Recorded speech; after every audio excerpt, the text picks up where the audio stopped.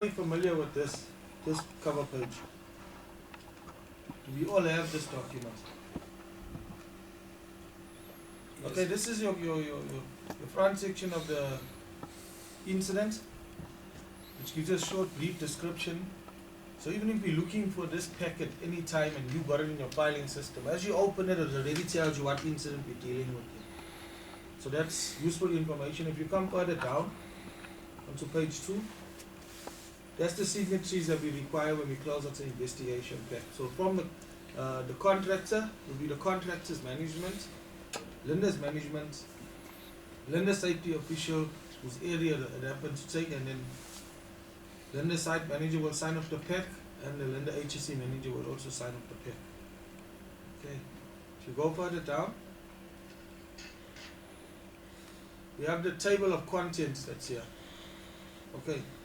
Before I go even into the table of contents, does everybody understand what happens on the first 2 pages? So, Mang, you understand? Yeah. Alright. The table of contents. Alright. You can see point 1, it tells you clearly the sequence of events before, while, and after the incident, including the time factors. So that you will bullet in there how the sequence of events took place. The terms of reference referring to the incident will be put in, information will come into point 2.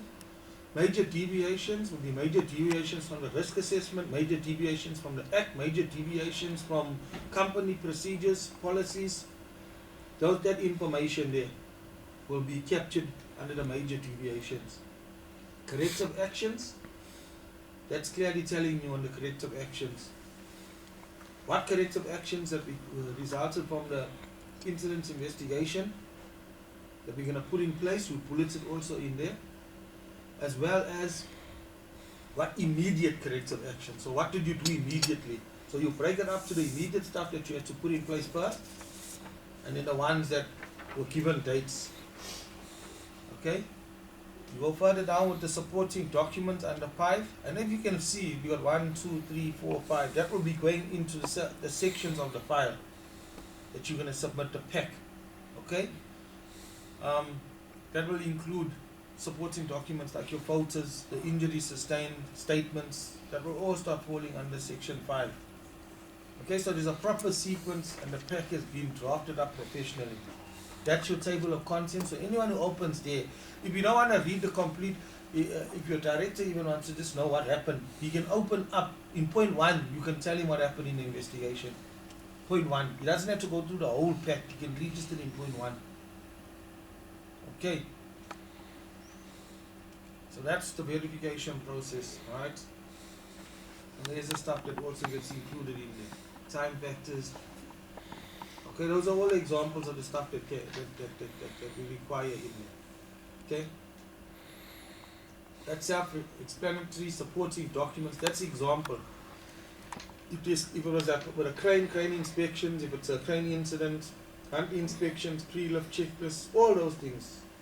Okay, we just gave a small example of a crane story that's there. And whatever, if a person got injured, WCL2 form. Okay, if it's a first aid case and if it's a human factor that's involved as well, we'll have supporting checklist, 19 documents and the relevant suits that goes with it.